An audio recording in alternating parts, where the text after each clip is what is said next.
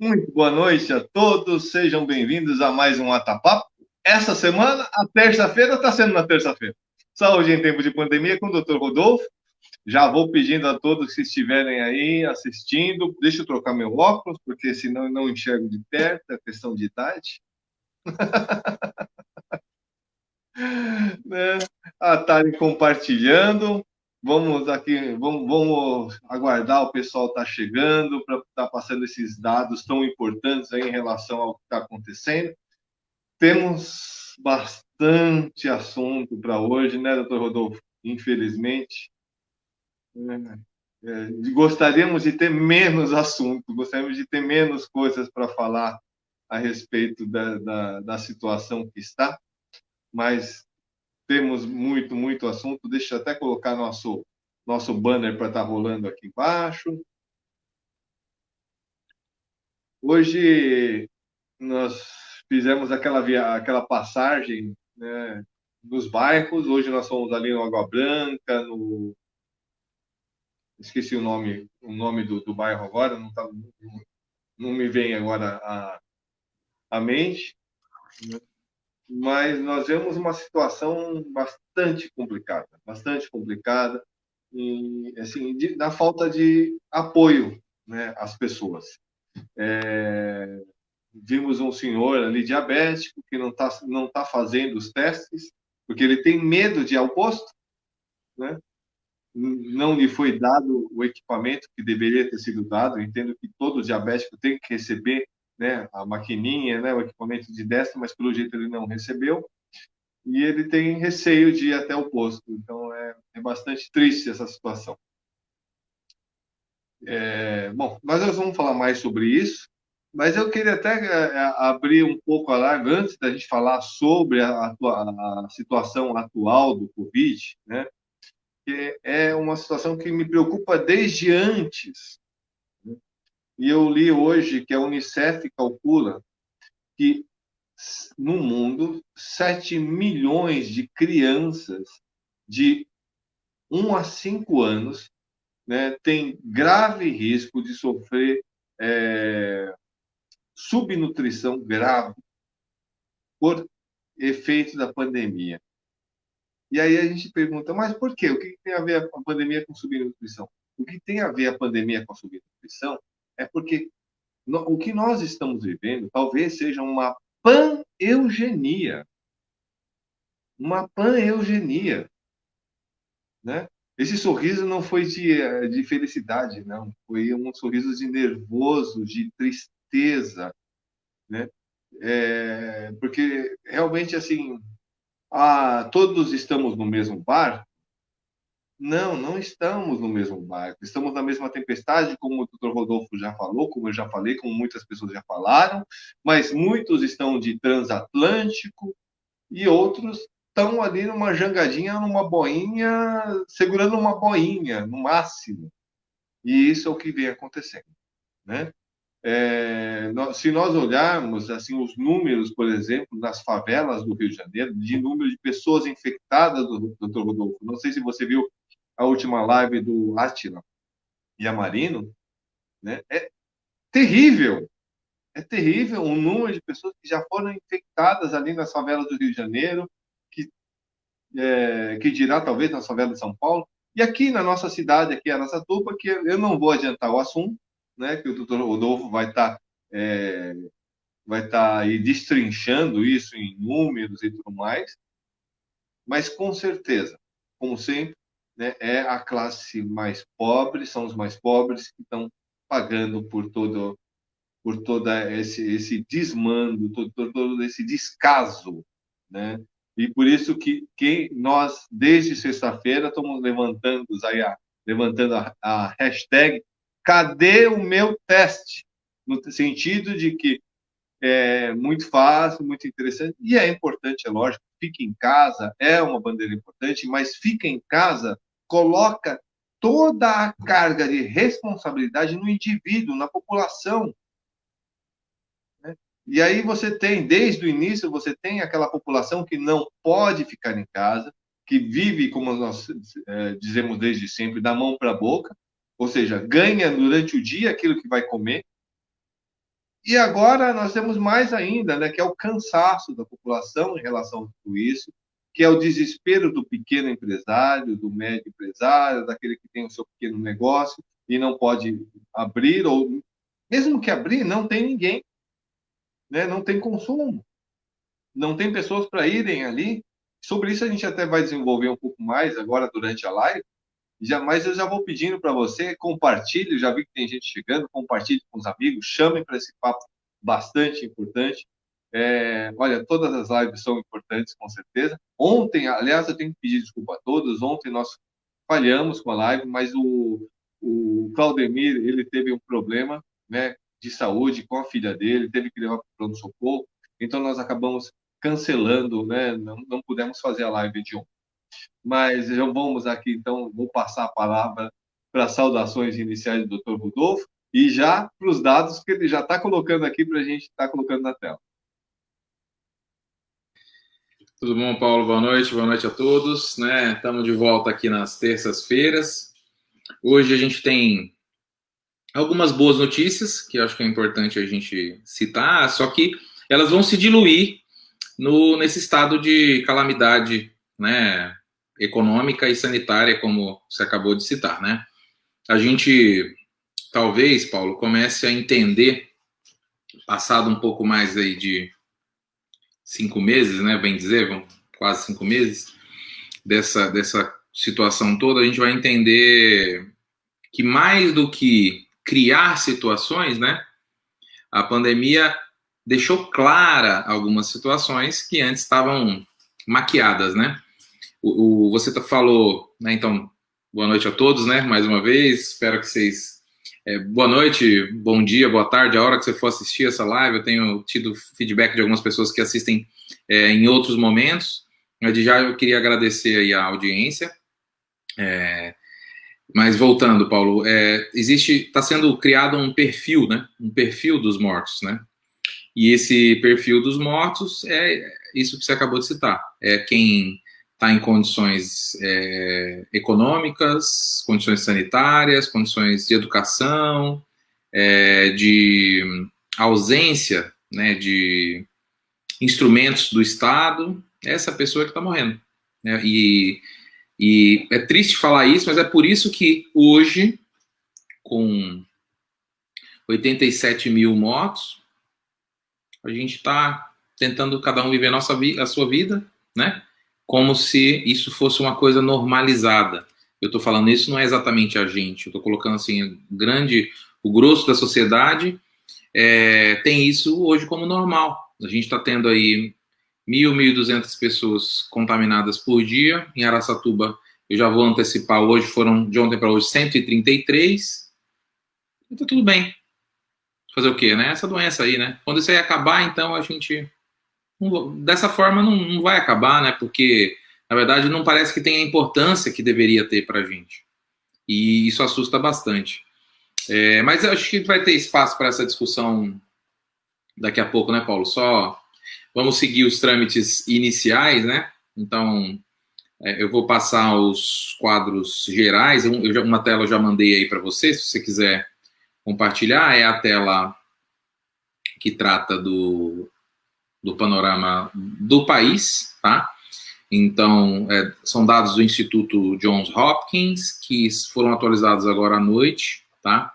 A gente tem, então, no mundo, né, 16.861.214 casos já, dos quais 3,93% dessas pessoas faleceram, ou seja, 661.840 pessoas perderam a vida por conta desta doença, isso no mundo. Esse número, eu sempre cito, né? Hoje eu li, tá, Paulo, numa postagem, alguém solicitando isso, tá? Solicitando que seja divulgado o número de recuperados, porque a pessoa disse que já estava bastante aflita, vamos chamar assim, com a divulgação dos óbitos. Mas eu volto, óbitos e dos doentes. Eu vou citar 2 pontos daqui a pouquinho, né? Mas só para adiantar, o número de recuperados representa que as pessoas adoeceram. Então, na verdade, esse número é um número esperado para uma doença que mata entre 1% e 2% tem uma taxa entre 0,5%, na verdade, 0,6% e 2% de letalidade. Então, assim, é esperado que muita gente se recupere. O que a gente não pode esperar é que todo mundo do planeta se contamine, aí vai morrer 1 a 2%, e aí a gente vai seguir a vida normalmente. Será que é isso que a gente está esperando, né? Então isso é bastante assustador. Mas vamos lá, antes de devagar, no Brasil a gente tem hoje basicamente 2,5 milhões de casos, tá? 2.483.191 casos, dos quais 88.539 pessoas vieram a óbito. Então, na verdade, a gente já está passando de 88.500 mortes. Daqui a pouco esse número vai estar mais alto, infelizmente, né? Boa noite, dona Rose TM. Vou pedir para o Paulo, eu vou interromper aqui o compartilhamento. Voltamos. Então, Paulo, a primeira questão que eu queria, antes de entrar nos números de Araçatuba, a gente vai levantar alguns dados em nível Brasil, né? Então, dentro dessas questões, assim, você vai se recordar que a gente já comentou bastante, eu me arrisco em dizer, Paulo, que a gente foi dos pioneiros, né, assim, pelo menos aqui na nossa região, e você sabe, inclusive, com a nossa rede solidária de máscaras, né, com as costureiras voluntárias, tudo, a gente foi um dos primeiros a solicitar, então, o uso, né, você lembra, a gente conversou, você falou até da sua experiência no Japão, do uso das máscaras como método de contenção da doença, né? Isso eu e você sabemos, talvez a pessoa que está assistindo agora vai achar que isso é conversa, mas é só você acessar o arquivo da página, da fanpage do Facebook do Atapapo, que você vai ver nas outras lives, isso lá em março, né, Paulo? A gente já falava dessa questão.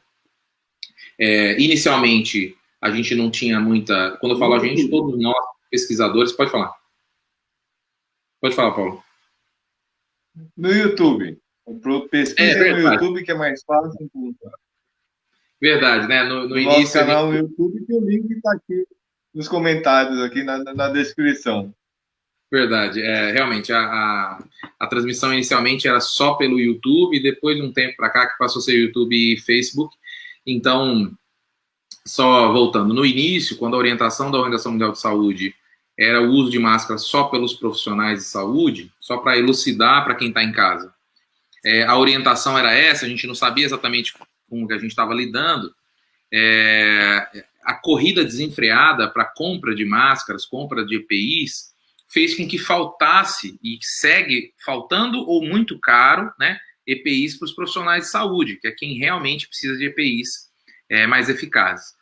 Mas o uso de máscara, dessas máscaras comuns, logo no início a gente percebeu a importância disso. Eu estou só explicando, viu, Paulo, para a pessoa que está em casa, saber da nossa rede solidária de máscaras, em que a gente produziu 1.300 máscaras e fez a distribuição dela no Hospital do Rim, na Santa Casa, no Pronto-Socorro, em algumas UBSs, para que as pessoas pudessem, tanto alguns profissionais de saúde, quanto os pacientes, especialmente, como a gente não tinha um volume muito grande de máscara, pacientes que são imunossuprimidos, ou tinham algum comprometimento sistêmico, ou eram do grupo de risco, a gente distribuiu, então, essas máscaras para que eles pudessem se proteger. E aí, muito se questionou sobre a eficácia das máscaras, tanto de tecido, quanto das de TNT, quanto das de polímero. O fato é que, a gente citou um pouco esse estudo, mas eu vou falar agora, explicar ele um pouquinho. Um estudo francês que, no início da contaminação na França, tinha basicamente 3 batalhões de soldados. Então, primeira coisa, o nosso público-alvo nesse estudo foram jovens, atléticos, possivelmente sem doença de base, né? Eram soldados do exército. 2 batalhões muito próximos e um mais afastado. O primeiro batalhão foi atingido contaminado logo no início da pandemia, da doença na França, e isso aí alastrou bastante a doença entre os soldados, contaminando inclusive esse segundo batalhão. E quando, né, desse ocorrido, o terceiro batalhão já estava numa fase um pouco mais adiantada das orientações da OMS, se protegeram com o uso de máscara. E aí o fato trocando em miúdos, que hoje a gente já tem um estudo que, vamos dizer assim, é mais prático, mais palpável, não é um estudo basicamente laboratorial, em que a gente testa a passagem do aerossol, né, sobre o tecido, espaçamento de fibras. Fora isso, né, com câmeras de super zoom e super câmera lenta, é um estudo observacional em pessoas em condições, vamos dizer assim, mundanas, né, de tira a máscara, põe, não põe, será que lavou a mão, será que usou errado, será que usou certo? Então, assim, próximo do que a gente tem na nossa realidade, ou seja, é um estudo que que aproxima um pouco do que a gente tem na realidade, e por esse estudo ficou comprovado duas coisas. Não usar máscara aumenta a disseminação da doença, ou seja, as pessoas se contaminam muito mais rapidamente e amplamente ao ponto de chegar num outro batalhão.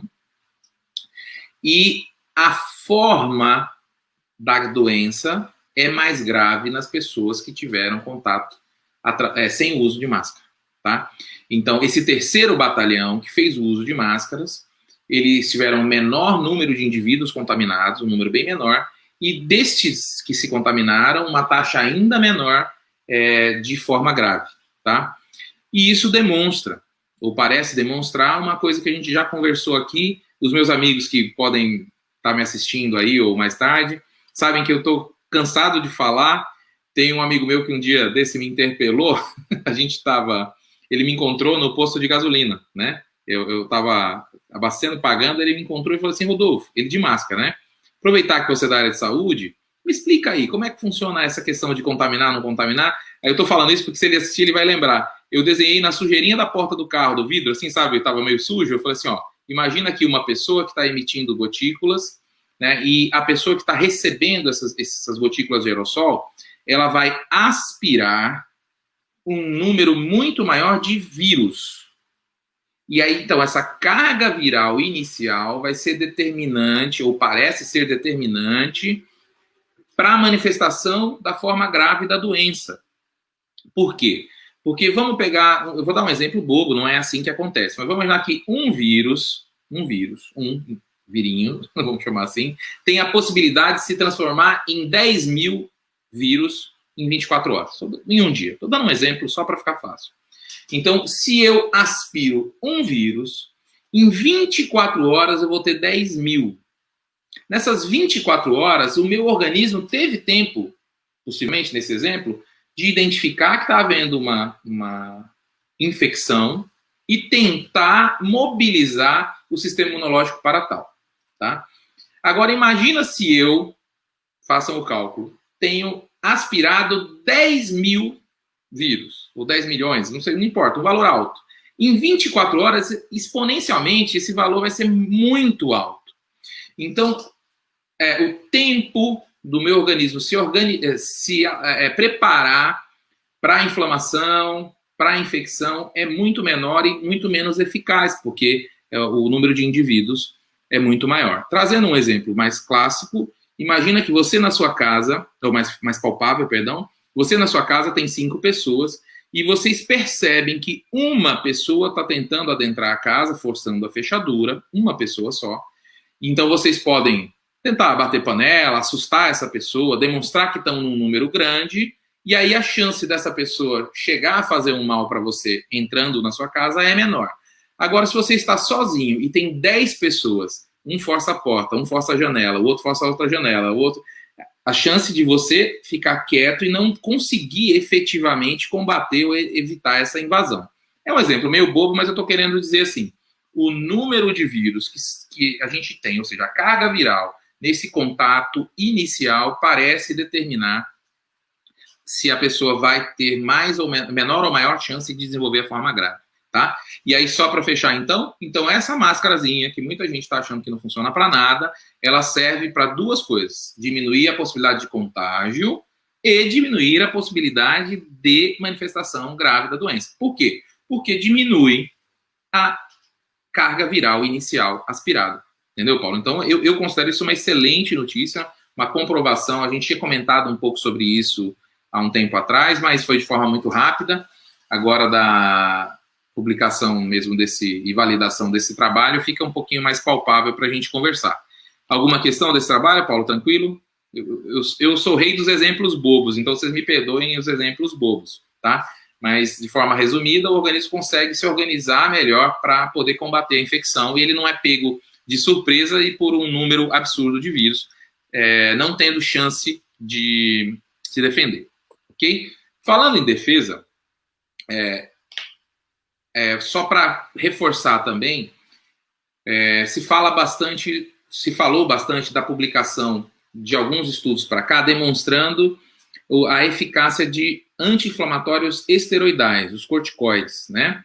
E saiu mais um trabalho agora, tá? Recente, demonstrando que a dexametasona tem sido indicada e tem diminuído, né, a estadia das pessoas que estão na forma grave, na UTI, ou diminuindo a inflamação, evitando que a pessoa seja entubada. Tá? O trabalho deixou isso bem claro, numa taxa substancial, mais ou menos reduzindo em 1/3 a chance da pessoa ser entubada. Pode falar, Paulo.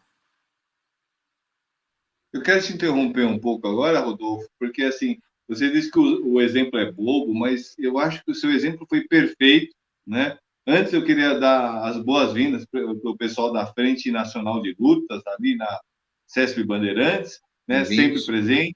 Não sei se vocês estavam no início da live, pedir desculpas, porque segunda-feira realmente não conseguimos fazer. O Claudemir teve um problema, correu com a filha dele ali para o pronto-socorro, mas está tudo bem, né? Tá tudo bem, não era Covid, tá tudo bem, vírgula, né? Nós estamos numa situação tão absurda que ela está sofrendo e tudo mais, e nós temos que falar que tá tudo bem, porque não é Covid. Né? É triste, mas é essa situação que nós estamos vivendo agora. Mas eu queria reforçar muito essa questão, né, que o Dr. Rodolfo acabou de nos passar. Ou seja, a importância de diminuir a carga viral. Tá? Inicial. Então, o fato de você estar usando máscara, o fato de você manter essa distância entre você e as outras pessoas, aonde você estiver, ou seja, mantenha essa distância de 2 metros, é essencial. Por quê? Por mais que você possa estar se contaminando, de repente, num determinado momento, no mercado, ou num banco, ou seja lá onde você for, essa diminuição da carga viral, e agora eu vou falar como um leigo, mas o que eu entendo, pode ser a diferença de vida e morte. Era essa coisa que eu queria reforçar, né? Reforçar para todos, que passem para todo mundo, né? Coloquem isso. E outra coisa que eu quero reforçar agora, e vou reforçar durante toda a live, né? Falei no começo e vou falar de novo. Nós estamos colocando sempre... Opa, Dijani, nossa companheira lá da Lagoas, né? Como não, assim, porque estávamos 2 semanas no acampamento e lá não tem energia. Meu Deus do céu, né? E aqui a pessoal da FNL, né? Da CESP Bandeirantes. Então, é muito importante entender isso, passar para todas as pessoas que essa diminuição da carga viral pode ser a diferença entre vida e morte. Então, por favor, usem máscara, mantenham. Precisou sair, precisou ir para algum lugar, mantenha a distância. Tá muvuca? Não entra. Tá muvuca? Muita gente não entre. Não entre. Mas, além disso tudo, nós precisamos cada vez mais erguer a bandeira, e esta bandeira, quem começou a erguer, pelo menos aqui em Araçatuba, fomos nós, aqui, Dr. Rodolfo e eu, na sexta-feira. Cadê meu teste? Não adianta mais falar que não tem teste. Já são 4 meses. 4 meses que esse governo está falando que não bom, enfim, né? A gente pode falar isso mais tarde, mas assim, esfera federal, esfera estadual e esfera municipal. Teste.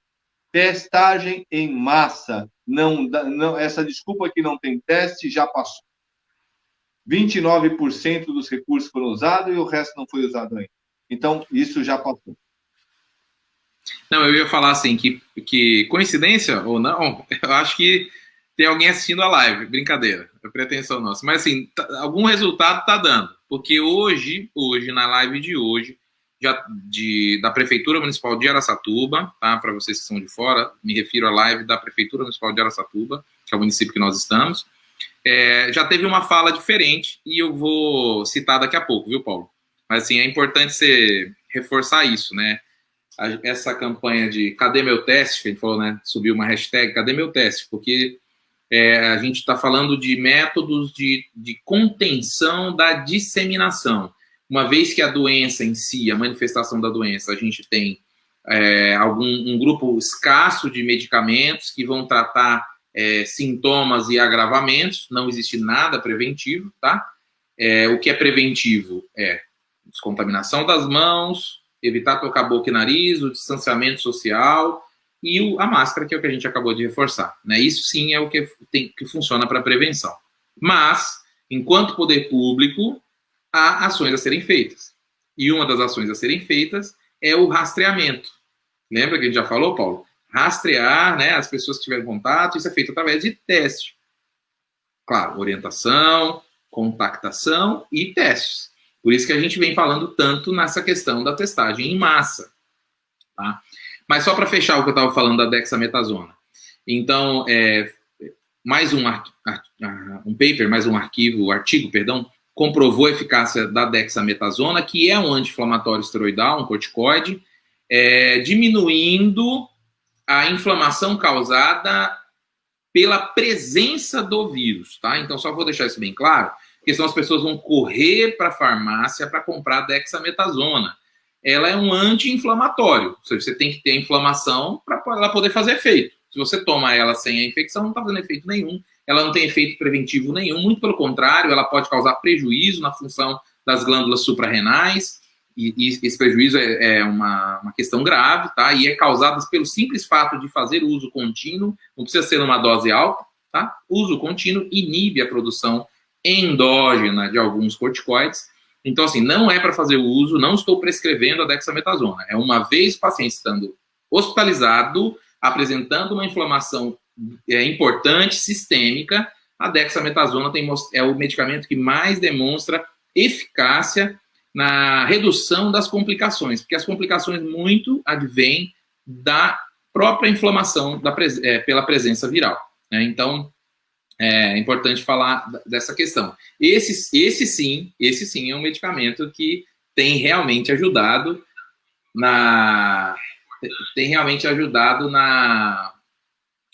no tratamento em si da doença COVID.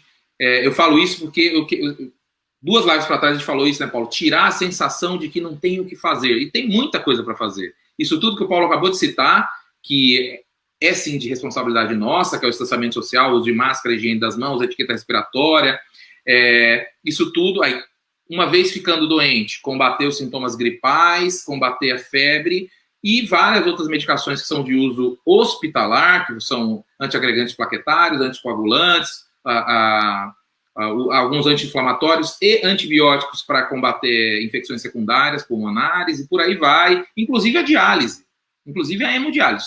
Tem vários tratamentos que estão sendo feitos e estão sim salvando vidas, tá? Estão salvando vidas. Então essa sensação de que não tem nada a fazer e por isso eu vou tomar chá de olho de goiabeira, porque eu recebi no Facebook que faz bem, né? Então assim, é uma sensação de desespero desnecessária.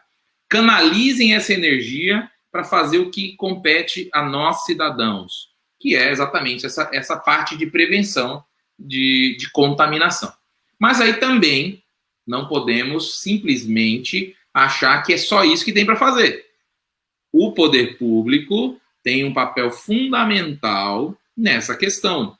Então não pode o poder público, com verba disponível, ficar querendo só falar para o cidadão, fica em casa e não vai ter jeito porque o povo não obedece. Que isso, tem instrumentos de fiscalização, tem instrumentos de rastreamento de doença, tem instrumentos de orientação e educação em saúde. Poxa, vamos lançar mão disso, né? Vamos lançar mão disso. Paulo, por favor, pode falar. Eu ia fazer um comentário, mas vamos aqui, a doutor Rodolfo, uma acampada do acampamento de Arapiraca, testou positivo para a Covid-19, ela está com bastante falta de ar, né? E o médico receitou ivermectina. Não sei se o nome está correto. Eu nem vou fazer meu comentário para você poder responder. Eu acho que é bastante importante essa questão da de janeiro. Ó. Boa noite a todos, tá? Boa noite, Dejanir. Teve mais gente, acho que o Davi, Eliana. Boa noite a todos que estão assistindo a gente agora. O uso da ivermectina, Dejanir, é um uso totalmente empírico. O que é empírico? Baseado no achismo do médico que prescreveu para ela. A conduta é dele, essa conduta não está de acordo com as orientações da Organização Mundial de Saúde, muito menos com as orientações da ciência como um todo. Por quê? Tanto a ivermectina, a cloroquina já está mais do que provado. Saiu mais um estudo agora, Paulo. Esse final de semana saiu mais um estudo feito por brasileiros. Mais um, tá?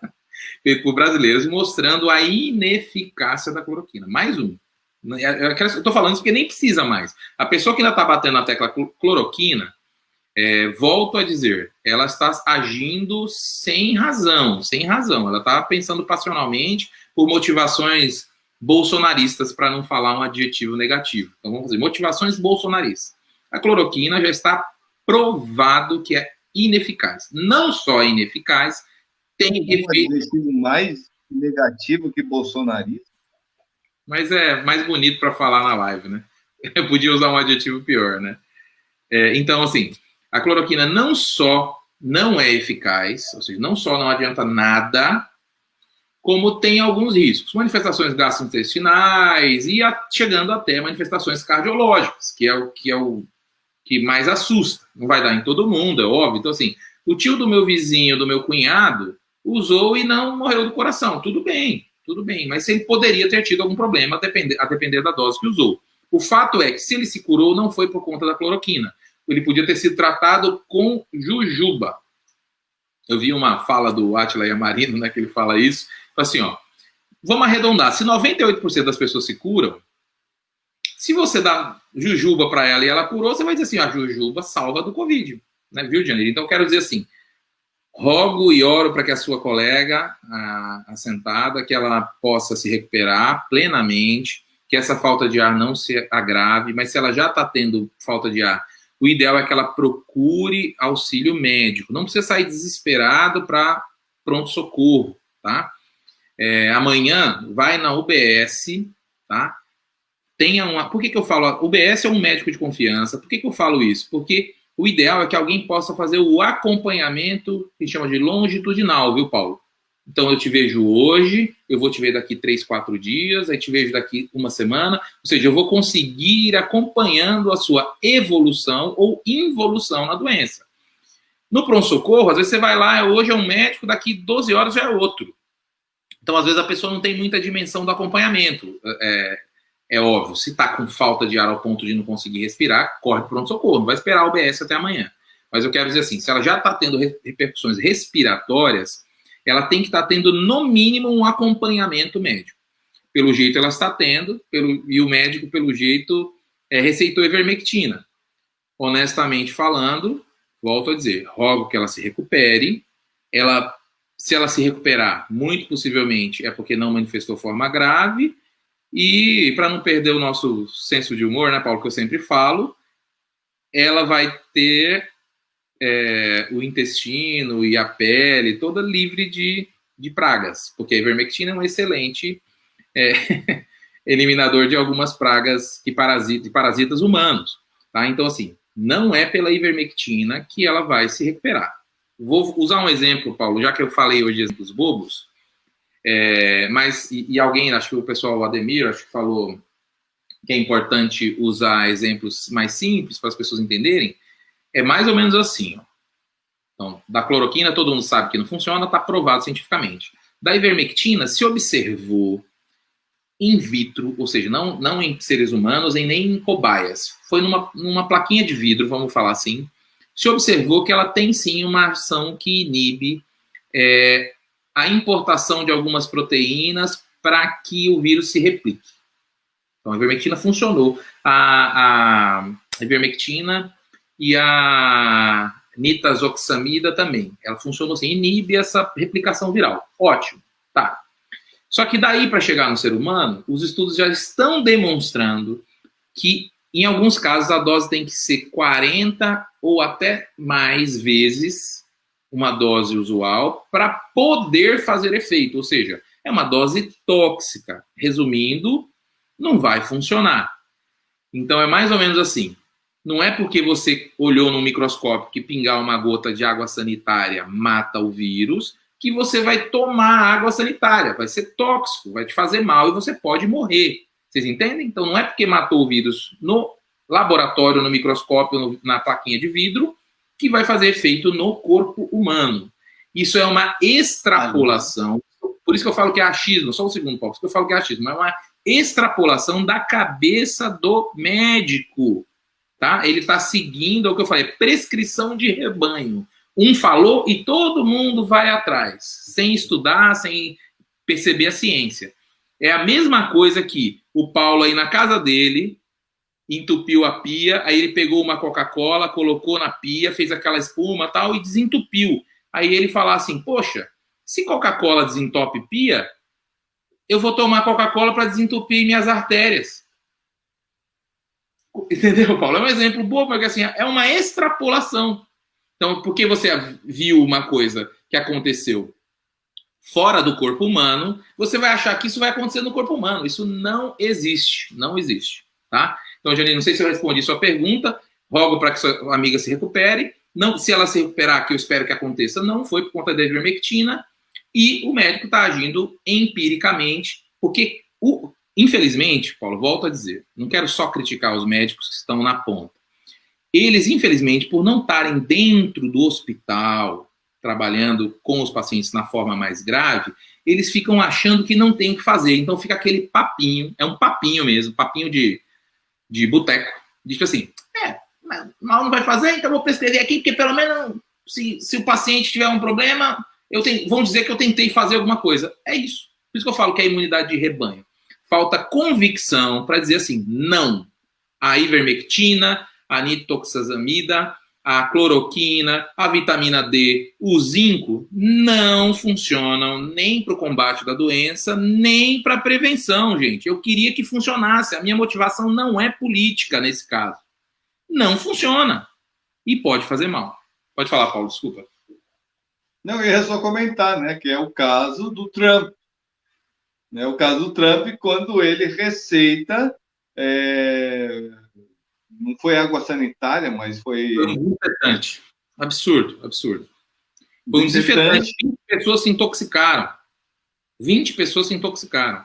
É de uma irresponsabilidade enorme isso, né? Ele estava brincando. Eu acho que na função de chefe máximo de uma nação, a pessoa não pode ter esse tipo de brincadeira, né? Ou é assim muito... como pode ficar correndo atrás de ema com cloroquina na mão, erguendo cloroquina como se fosse o santo grau, enfim, né? Todos esses absurdos que nós estamos vivendo no momento mais crítico da humanidade. E aí eu vou falar, não é desde do início do século XX, mas eu reafirmo, é desde a Idade Média. Desde a Idade Média que a humanidade não enfrenta uma situação como nós estamos enfrentando agora. E aí, olha, eu quero que a Iracema volta logo para o Facebook dela, porque queremos muito a Iracema conosco aqui. E a Janine está agradecendo aqui, Rodolfo, pela sua explicação. Volta a palavra para ti, porque precisamos ouvir mais. Então, agora entra um pouquinho a motivação política, né? Eu faço uma coisa, a cloroquina não tem efeito. Agora, o chefe máximo da nossa nação utilizar disso, de distração, de polarização, de criar conflito e briga entre os próprios brasileiros, enquanto um monte de coisa vai acontecendo, aí isso sim me ferve o sangue para que eu possa falar desta forma enfática que esses remédios não servem para nada, vamos dizer assim, com essa paixão, no sentido negativo, né? Essa paixão, porque eu não quero que uma mentira dessa se perpetue, ainda mais falada na boca de quem deveria estar cuidando do país, né? Mas independente das paixões, independente da política, não há hoje nenhuma medicação, volto a falar, nem cloroquina, nem hidroxicloroquina, nem ivermectina, nem nitazoxamida, nem vitamina D, nem zinco, nem alho, nem limão, nem beber limão em jejum, nada dessas questões são eficazes até o momento para o Covid-19 ou previnem a Covid-19. Vou fazer uma pergunta para o Paulo responder. Paulo, o que previne a Covid-19, Paulo? Infelizmente, é o distanciamento social. É a única coisa que nos resta, o distanciamento social. A máscara, para diminuir a questão de hoje, agora, né, pelo que você já nos relatou, né, um caso mais grave, né, da doença. Então, muito importante usar máscara, muito importante evitar aglomeração. E aí eu vou dar um passo além, né? São 4 meses, ninguém aguenta mais. Aqui em casa, eu estou recebendo pessoas na garagem, poucas pessoas sentadas assim. Tem uma mesinha aqui e a gente se senta longe, né? Para poder conversar um pouco, alguma coisa assim. Então, assim, aglomeração numa festinha, não, isso nem pensar, não tem como fazer isso agora, né? Isso é assassinato. Tá? Minha sogra está mal, né? Mas assim, não é por causa do Covid, ela está mal por outros problemas, está com dor, e eu levei ela no pronto-socorro, mas eu acabei pedindo para um amigo nos levar, né? Foi no domingo, né? No pronto-socorro. Por quê? Porque, infelizmente, aqui em Araçatuba, o movimento maior que está acontecendo dos carros por aplicativo, eu não tenho carro, né? É no domingo, né? Está voltando a ter uma movimentação muito grande no domingo, por quê? Porque estão fazendo festinhas. Gente, isso não dá para ficar fazendo festinha em casa agora, né? A gente tem que tomar esse cuidado. E, ao mesmo tempo, tá? Eu acho que é muito importante, a gente tem que agora cobrar o governo. Qual governo? Federal, estadual, municipal. Estão nos ouvindo? Que bom que estão nos ouvindo. Que ótimo que estão nos ouvindo. Então, façam a testagem. Façam a testagem porque as pessoas não dão conta mais, né, dessa situação. O desemprego está aumentando e isso é uma coisa que vem me preocupando já há muito tempo. Eu já vi esse panorama. Nós estamos vendo assim quais são as possibilidades criativas de economia. Por quê? O que me dói, como eu já falei aqui no início da live, né? Quando eu li hoje, quase 7 milhões de crianças de 1 a 5 anos no mundo sofrendo riscos graves, para não dizer que vão sofrer, né? De subnutrição. Por quê? Por causa do Covid. Porque elas vão ficar doentes? Não, não é isso. É por falta de condição de se alimentar. Porque assim, enquanto os bilionários estão crescendo nas suas fortunas a olhos vistos, enquanto no Brasil cresceu a venda de Porsche, a situação da classe pobre é caindo a miserável, caindo a miséria, caindo a fome. E isso é terrível. E tudo isso precisa ser cobrado dos governos em toda. Então, se você defende esse sujeito que está no Planalto, você acha que, pelo amor de Deus, pensa um pouco. O que é que ele está fazendo? Não deu 600 reais. Não, ele não deu 600 reais. Ele não deu. A primeira proposta dele era fiquem em casa durante 4 meses sem salário. Ficou ruim para ele propôs 200 reais. Foi a esquerda que propôs um salário mínimo por pessoa e conseguiu fechar em 500 reais, que aí ele oportunisticamente colocou mais 100 reais e ficou em 600. Mas tudo bem, está sendo dado, isso tem aumentado a renda média do brasileiro, o que é absurdo, né? Receber 600 reais está aumentando a renda média do brasileiro para ver quanto que as pessoas estão ganhando, né? Mas, ao mesmo tempo, está sendo feito de uma forma tão, olha, maligna, não tem como falar, dificultando o acesso às pessoas. Quando você entra no aplicativo ali, você tem a fila para entrar no aplicativo. Gente, eu sou programador. E eu estou falando, não existe como se fazer um aplicativo que tem fila para entrar. Isso é feito de propósito. Isso é maldade. Isso é maldade mesmo. Tá? Tanta maldade que nem o presidente do Banco do Brasil suportou. Ele pediu demissão, ele caiu fora, não aguenta mais isso.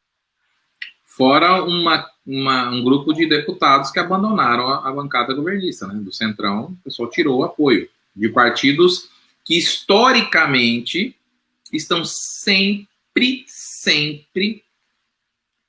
do lado do governo. Sempre, como o MDB. Sempre. Eu brinco assim, pode ser caprichoso ou garantido, uma certeza você vai ter, que o MDB vai estar junto, né? Então, para o MDB abandonar o barco, você imagina que... Eu acho que nunca antes na história desse país aconteceu isso. Você sabe que eu sou eu tô rindo, mas é rindo do desespero, porque assim, olha o caos sanitário, o caos econômico e o caos político. As instituições estão... fora o social, né? Fora o social, mas eu tô falando assim, é que a gente, queira ou não queira, o Brasil é um país de crises, né? Agora todas ao mesmo tempo e num nível altíssimo. Ao ponto das instituições não se falarem, né? Dolfo, leia esse texto da Janir, que eu dei uma olhada, fiquei preocupado. Tá, Janir, é o seguinte. Existe vamos dizer assim, um instrumento para medir a eficácia da circulação de oxigênio no nosso corpo. Esse aparelho se chama oxímetro, tá? E o que ele mede a gente chama de saturação de oxigênio. Então, o que acontece? Se as minhas vias aéreas não estão interrompidas, né? Então, se eu puxo o ar, tem que chegar no meu pulmão. Excelente. Meu pulmão expandiu, ele vai pegar esse oxigênio que eu respirei e vai passar ele para o sangue, nas células que a gente chama de hemácia, ou são conhecidas como glóbulos vermelhos, é mais comum falar assim, as hemácias vão circular esse oxigênio e distribuir esse oxigênio em todas as células do corpo. Então, quando a gente coloca o oxímetro, normalmente você coloca ele no dedo, através de um leitor infravermelho, ele vê o oxigênio que está passando. Então, a cada vez que o coração bate, o sangue se movimenta. Quando ele movimenta os glóbulos vermelhos. Cada glóbulo vermelho deve estar atrelado a uma molécula de oxigênio. E é isso que esse leitor lê. Então, o normal é que a gente tenha, no mínimo, 98% de oxigênio circulante. É essa saturação que a gente tem que ter. Óbvio, esse valor ele pode alterar, né, de acordo com cada pessoa. Tem gente que tem uma respiração um pouco melhor, que os mais jovens chegam a 100% fácil. Mas o que se sabe, como essa leitura ela é uma leitura dinâmica, é que na média fica em 98%. O paciente que está com 95% de saturação, você já começa a pensar, bom, algum problema tem. Ou ele está anêmico, ou o pulmão dele tem alguma questão. Então, vamos supor, ele é fumante crônico. Agora, à medida que essa saturação vai caindo, significa que está circulando menos oxigênio. Se está circulando menos oxigênio, o organismo passa a ter um estresse, né, vamos dizer assim, uma hipóxia, um estresse oxidativo por hipóxia, que vai gerar inúmeras doenças. Isso independente do Covid. Vamos pensar uma pessoa que é fumante, inveterada e tem enfisema pulmonar. A saturação dela pode ser muito baixa.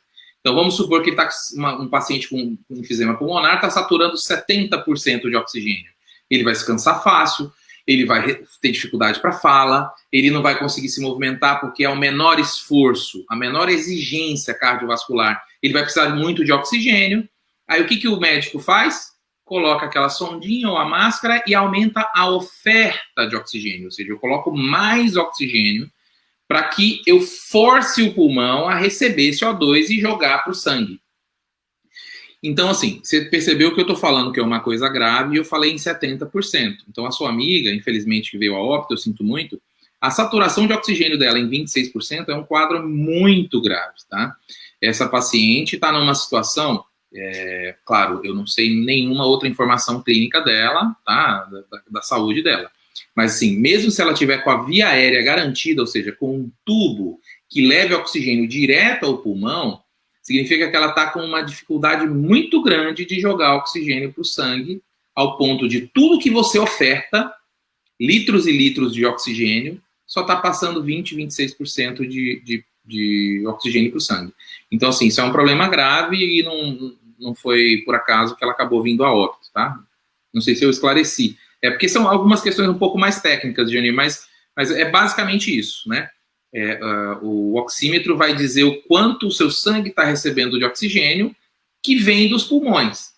Então, na verdade, como o Covid é uma doença que majoritariamente, né, na sua grande manifestação de doença é no pulmão, faz com que o pulmão perca a capacidade de jogar esse oxigênio para o sangue. Por isso que a leitura do oxímetro, né, a leitura da saturação de oxigênio da sua colega estava tão baixa, tá? Bom, tem mais alguma pergunta, Paulo? Não sei. Eu vou seguir. Mandando aqui.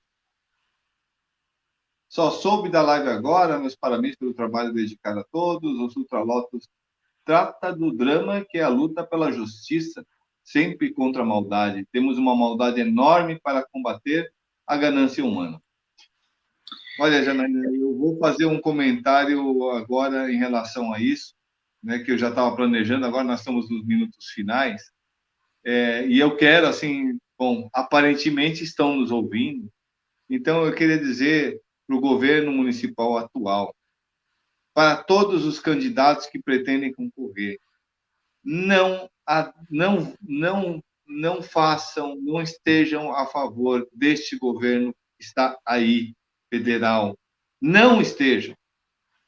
Tá? Por quê? Porque o Réveillon já foi cancelado. O Carnaval do ano que vem já foi cancelado. Todas as atividades econômicas, ele fala que ele quer defender a economia. Não, ele não quer defender economia nenhuma. Não quer defender ninguém. Ele só defende a si mesmo e mais ninguém. Ninguém. E quando você vê quase a Unicef falando de 7 milhões de... Eu acho que a Unicef ainda está sendo bondosa. 7 milhões de crianças podendo sofrer de subnutrição grave. Nós estamos falando de falta de alimento. Esse é um governo que não vai resolver nada disso, que vai piorar tudo isso assim, de uma forma rampante como é a Covid. Nós precisamos de um outro governo. Nós precisamos de um governo que vai trabalhar junto ao povo, com o povo, para distribuir riqueza. E riqueza não é dinheiro. É dinheiro também, sim, mas principalmente regar a base. Ontem não conseguimos fazer povo do campo, campo do povo, mas é ali a base, a parte dos alimentos. Fora isso, a parte do transporte desses alimentos, fora, enfim, toda esta cadeia enorme que precisa ser olhada agora a partir da base. Nós vivemos até hoje numa economia do desejo. Essa economia do desejo morreu. Morreu. Nós precisamos pensar no necessário, no básico. A primeira coisa, que é aquela coisa de qual todos dependem, pensando a partir da base, pensando a partir das pessoas mais pobres. Porque se isso não for feito, o genocídio é por causa da política, mas não só. E eu tento falar isso de uma forma um pouco mais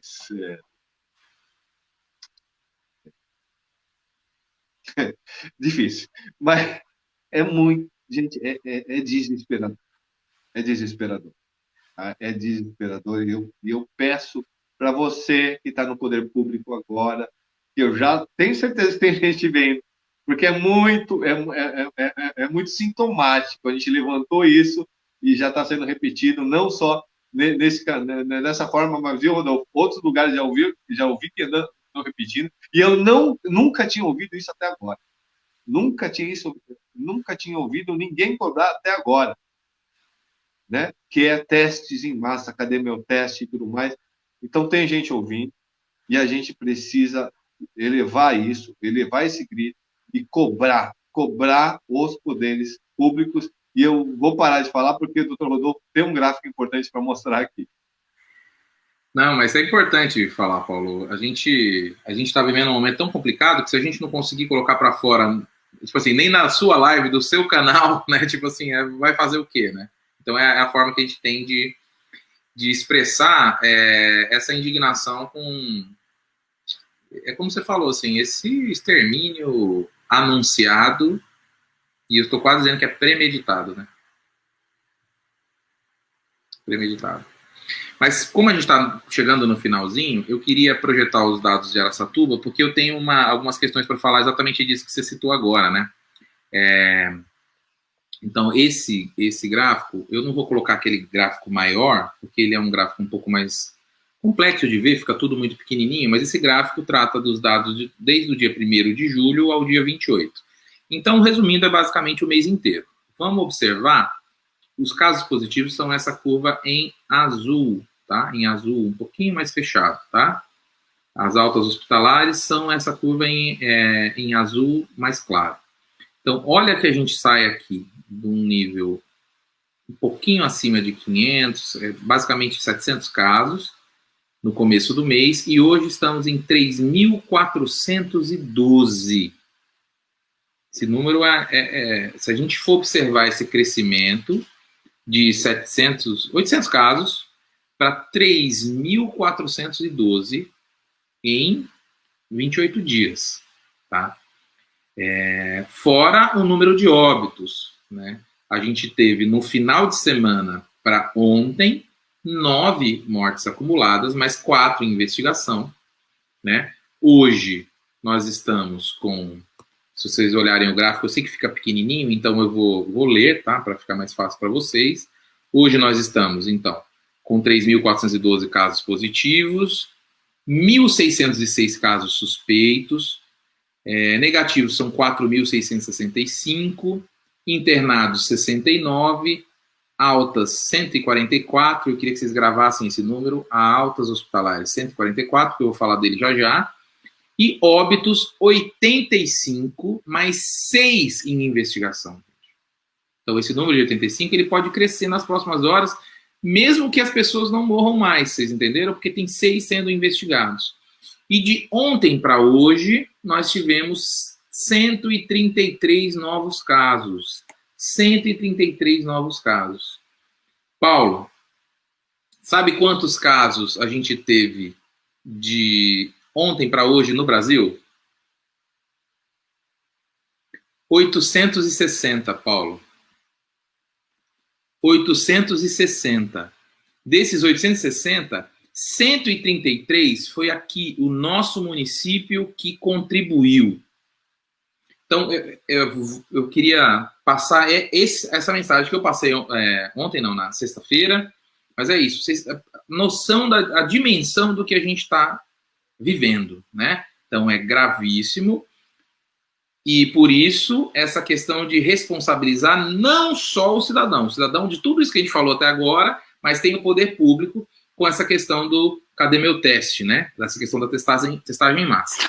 E aí, para a gente ir encerrando, eu queria, não é só bater, a gente bate quando precisa bater, mas quando tem que fazer um elogio, tem que fazer um elogio. Eu queria aqui registrar meu elogio. Hoje, na live da Prefeitura Municipal de Araçatuba, participou o Dr. Stélio Ficares, que é... O Dr. Stélio, ele é infectologista, tá? Um médico bastante respeitado, e ele, na participação dele, falou sobre racionalidade, né, de forma bem racional. Ele falou sobre a ineficácia da cloroquina, ele falou da ineficácia da ivermectina, da ineficácia da nitazoxamida, e ele foi respondendo algumas perguntas. Todo mundo perguntava, o senhor prescreveria ivermectina? Ele falou, não, óbvio que não, a menos que fosse para livrar a pessoa de parasitas intestinais. Então, assim, de uma forma muito séria, eu estou rindo porque é o meu jeito, mas de uma forma muito séria e racional, ele foi exatamente no ponto que precisa ir, mas ele foi além. Então, além de dar esses parabéns para ele por ele estar sendo um médico responsável e sem aderir a paixões, está seguindo a ciência. Como a grande maioria, viu, Paulo? É porque, na verdade, a minoria faz muito barulho. Mas a grande maioria, né, tá se sacrificando, trabalhando, horas e horas, tentando salvar vidas. Mas tem uma minoria que faz muito barulho. E eu queria fazer uma partezinha assim. Tem circulado muito, não sei se vocês perceberam que aumentou o número de notícias, entre aspas, de YouTube. Agora o pessoal no WhatsApp manda notícias de YouTube. Sabe por quê? Porque o financiamento desses sites de direita que publicam fake news e mentem tem caído bastante. Então eles têm feito notícias na forma de vídeo, Paulo, porque o vídeo dá monetização. Ainda que seja baixa, gera dinheiro. Então você imagina quantos compartilhamentos um videozinho... Eu quero dizer assim, agora não é o vídeo, você clica no link. Cada vez que você clica no link e assiste, isso vai monetizar depois de X minutos o canal. E são esses canais que divulgam loucuras. Outro dia eu recebi um vídeo que falava da conspiração da Fundação Oswaldo Cruz para matar pessoas no Brasil. Tipo assim, então é dos níveis mais absurdos. Então, resumindo, que eu queria deixar, a parte que eu queria deixar assim, ó, não assistam esses tipos de vídeo. Você viu que a temática é negacionista, fantasiosa da Covid, vem com alguma receita milagrosa. Outro dia eu recebi um vídeo que era assim, descoberta a cura da Covid. Sabe o que era o subtítulo? Eu não sei nem clicar. Era o uso de cloroquina. Eu falei assim, poxa, esse aqui não vai ter mesmo a minha audiência, né? Porque eu costumava assistir para saber o grau de loucura que as pessoas estão falando. Mas aí eu estou percebendo que isso aumentou muito. O compartilhamento de links. Por quê? Porque no link monetiza. E é isso que eles querem, entendeu? Então não assistam, tá? Não assistam essas besteiras.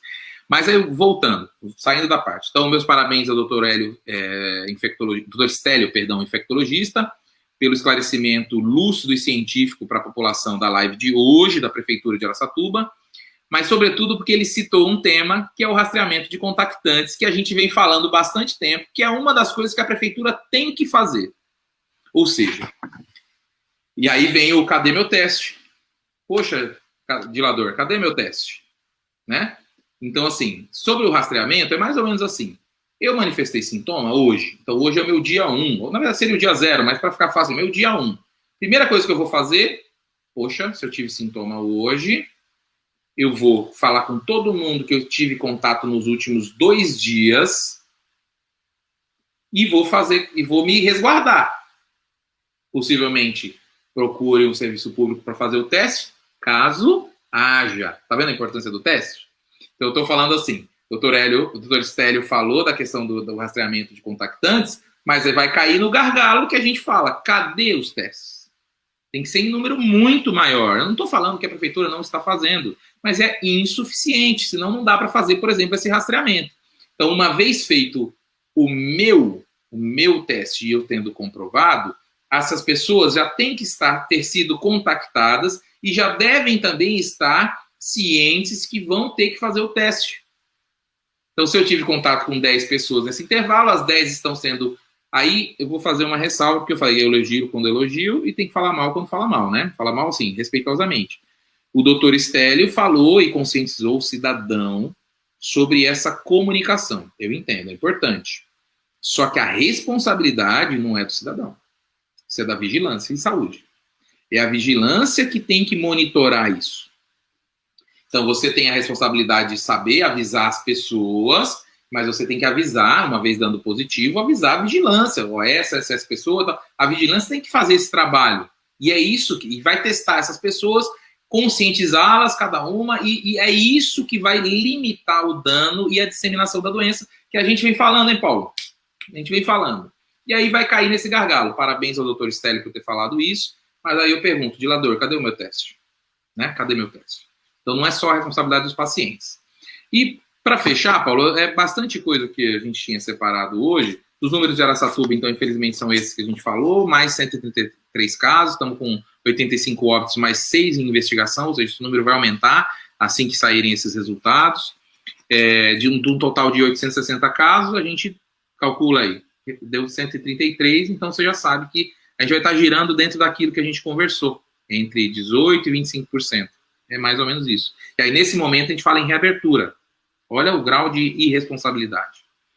Não estou me colocando contra os comerciantes, mas é uma irresponsabilidade. E aí, só para fechar, Paulo, eu queria falar de mais 2 pontos. Um é um trabalho muito rápido, é um trabalho, inclusive, desenvolvido aqui no Brasil, com não só multicêntrico, mas com muitos pesquisadores brasileiros, que rastreou, na verdade, separou os tipos virais. Então, se encontrou, então, uma variedade grande de vírus, a partir de só para não ficar o pessoal não achar que são mutações, não é isso. É porque o vírus ele se utiliza de DNA, na verdade, ele é um RNA vírus, ele se utiliza do DNA da pessoa, do hospedeiro, para poder fazer outro dele. Então sempre fica os tracinhos dessas pessoas, sempre fica um vestígio, viu, Paulo? É isso que eu quero dizer. Então, eles pegaram esses vírus de, acho que 188 pessoas, se eu não me engano, não lembro agora. Não, acho que pessoas foram mais, mas separaram em 180 e tantos grupos e perceberam que maciçamente esses tipos virais, vamos chamar assim, eram de 4 formas. Então vamos chamar assim, 4 grandes grupos virais. E aí eu te pergunto, de onde veio esse vírus mesmo, Paulo? Da China? Seria da China, não foi isso que a gente aprendeu?